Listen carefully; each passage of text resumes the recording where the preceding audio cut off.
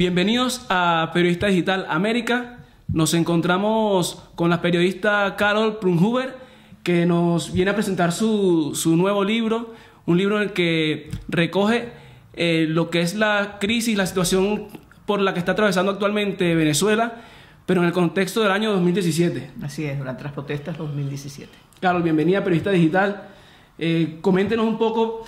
A mí el libro, la verdad, me parece una idea fenomenal. Han sido 20 años de chavismo, o sea, 20 años con múltiples historias en distintos escenarios y contextos, si se quiere, diferentes. ¿Por qué 135 días? Bueno, no solamente 135 días, sino el 2017.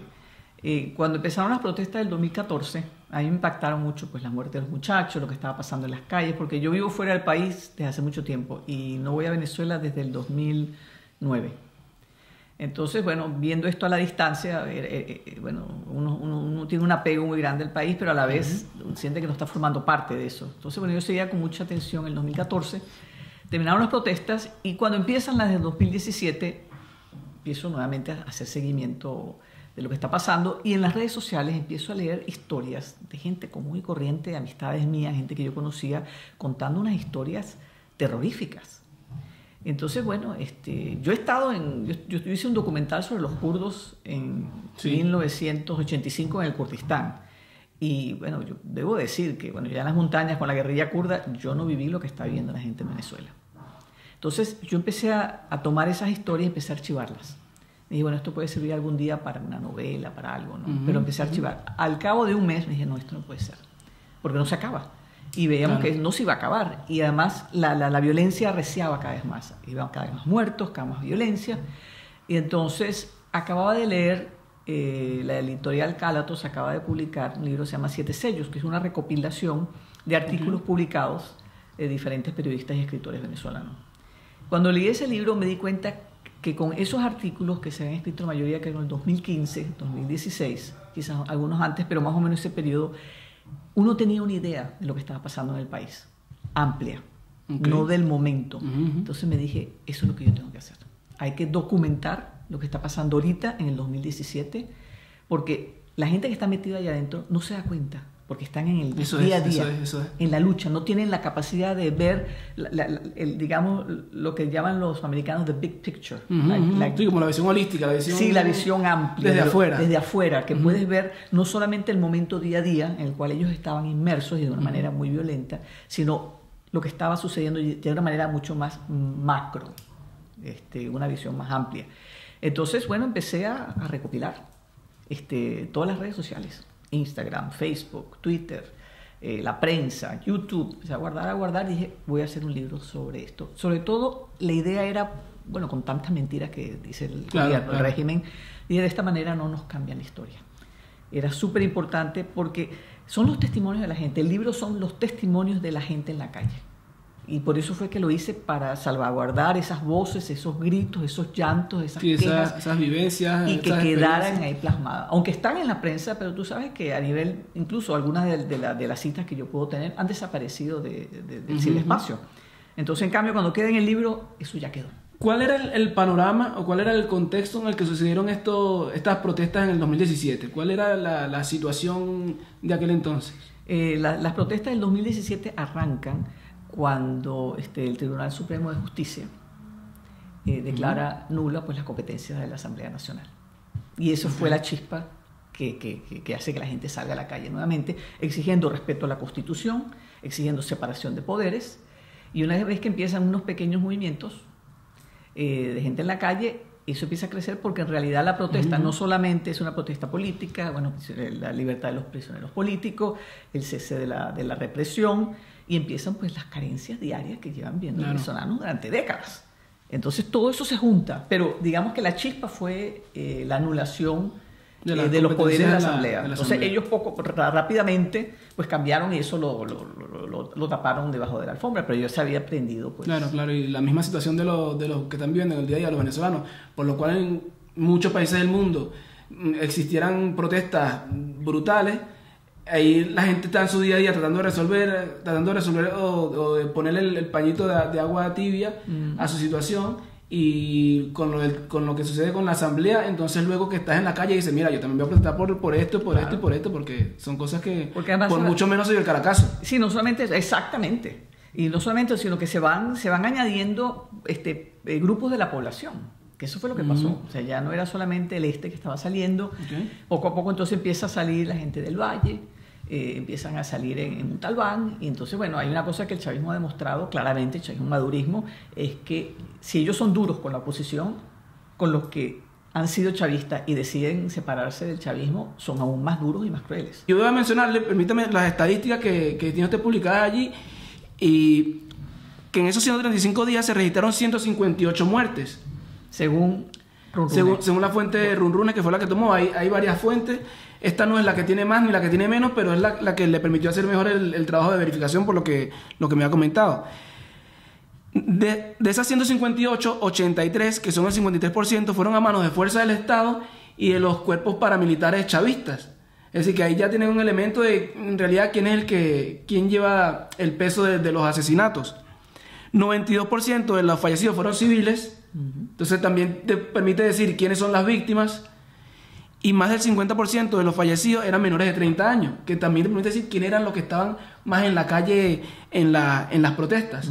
Entonces, el que no quiere entender esto ahora mismo es que o no quiere leer o le da igual la información. Digo porque el día de ayer salió publicado en El País, y lo voy a citar también, una columna donde la española Almudena Grandes dice que no recuerda haber leído un relato fiable sobre lo que ocurre en Venezuela.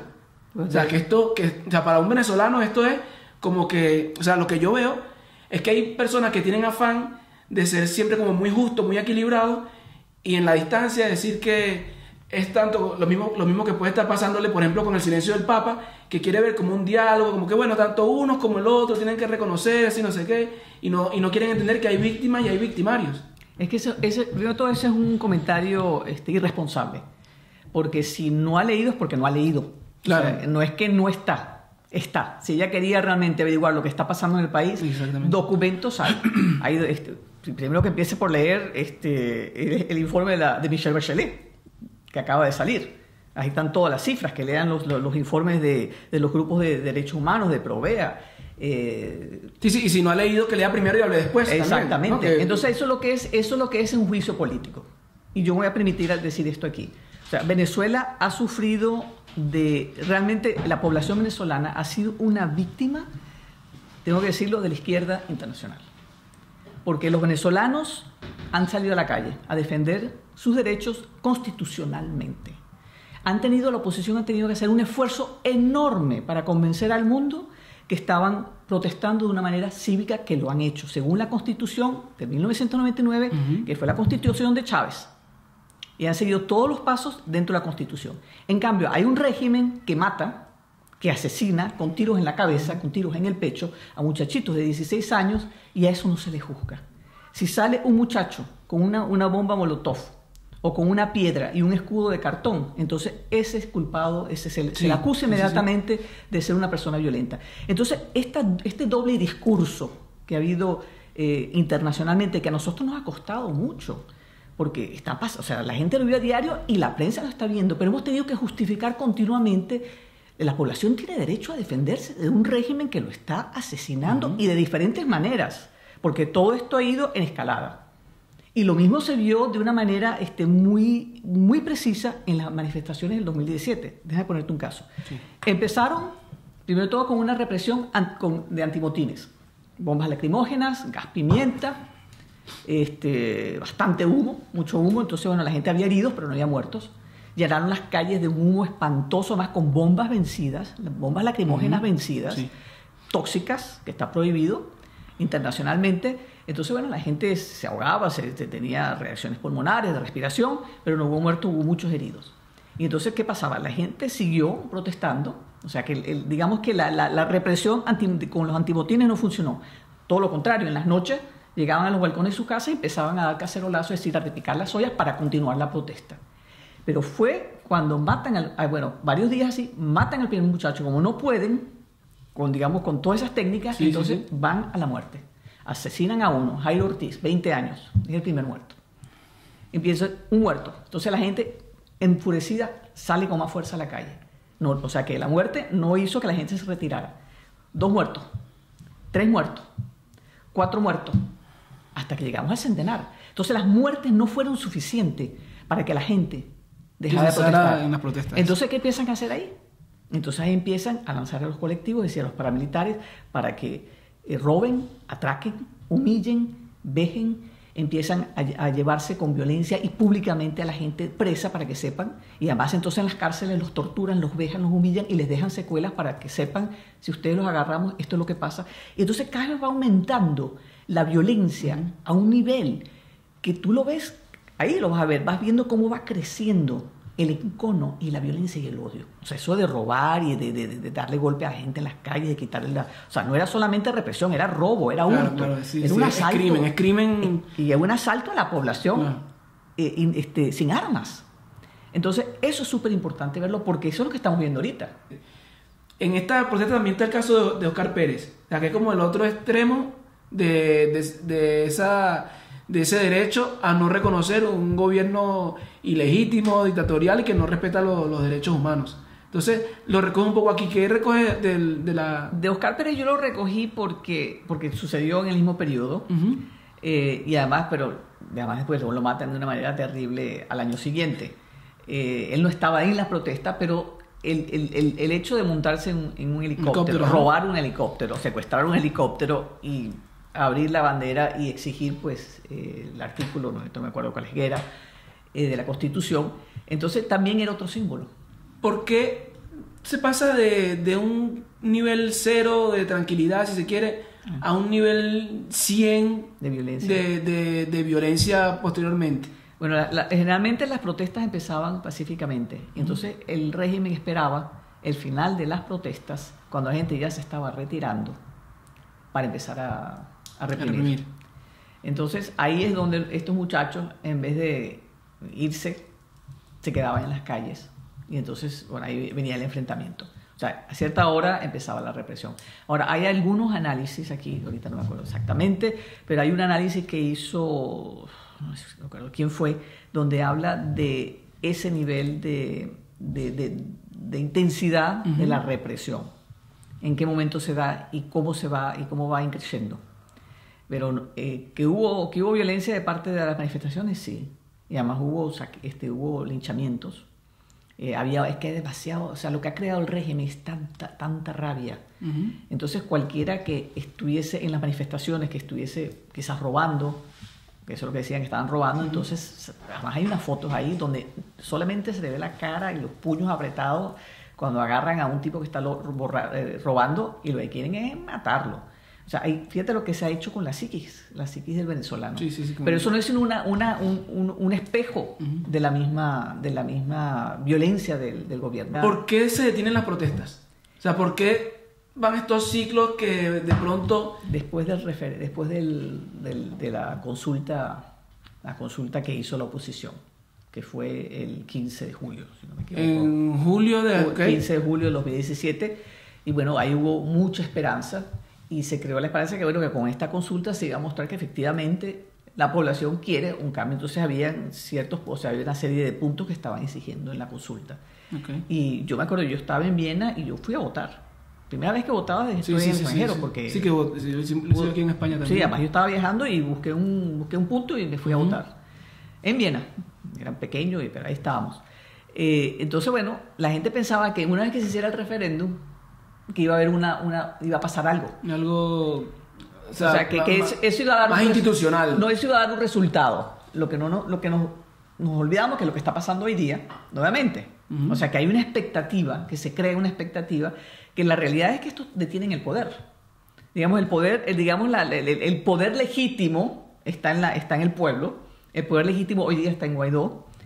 Pero el poder de facto están estos criminales. Sí. Entonces, esas expectativas, cuando pasó el 15 de julio, entonces esto inmediatamente ya empezaron con la cuestión de la Asamblea Nacional Constituyente y las montaron encima, entonces eso desinfló a la gente. ¿Esto es replicable para lo que está sucediendo ahora? Es que es muy diferente, pero todo es el apoyo internacional. Eso no lo habíamos tenido nunca. Lo que te decía yo al Total, comienzo, total. hemos tenido que bregar y bregar y bregar. Entonces hay un apoyo internacional y hay un líder, cosa que antes no había. O sea, hay una figura Sí. que aglutina toda la oposición, porque además después del 2017 esa oposición se desbarató completamente. Eso fue un desastre lo que pasó ahí. Entonces ahora no hay ahora hay un aglutinamiento de la oposición y hay Alrededor de tres la figura puntos de muy Guaidó. claros, 3 puntos muy claros. Ahora, que eso vaya a hacerse, que es lo que esperaba la gente, ¿no? Que con la ayuda humanitaria ya mañana esto no se va a acabar y no sabemos cuándo, porque además esto ya no es un problema nacional, esto es un problema ni siquiera regional, es un problema internacional, porque ahí están los cubanos metidos, controlándonos, o sea, completamente. Sí, Rusia. Los rusos, los chinos, los iraníes, Hezbollah, la guerrilla, el ELN, que está con la minería ilegal, los disidentes de la FARC. Y quién sabe cuántos ¿Y quién grupos sabe? de narcotráfico, por ejemplo, que han salido Exactamente. investigaciones que han demostrado que Venezuela está metida en este tema. Bueno, claro, muchas gracias. Gracias a ti. Gracias por venir a Periodista Digital. Y bueno, esperemos que sea todo un éxito el libro. ¿En dónde podemos conseguir el libro? Los que estén interesados en adquirirlo. Mira, el libro se consigue en España, se algo así consigue, para que exacto, se se pueda consigue en mirar. España, se consigue en Amazon.es o se puede pedir en diferentes librerías, en el Corte Inglés, en la Casa del Libro, en la librería Le, se pueden pedir. En Estados Unidos lo va a estar vendiendo Altamira Libros ¿Ok? y acaba de salir la versión digital. Entonces la buenísimo, gente, como sí, ebook. porque a Venezuela por supuesto este libro no va a llegar, pero los que quieran tenerlo en versión digital tienen que ir a Calatos, a la página web de Calatos, K-A-L-A-T-H-O-S, ediciones, y ahí está el libro digitalmente.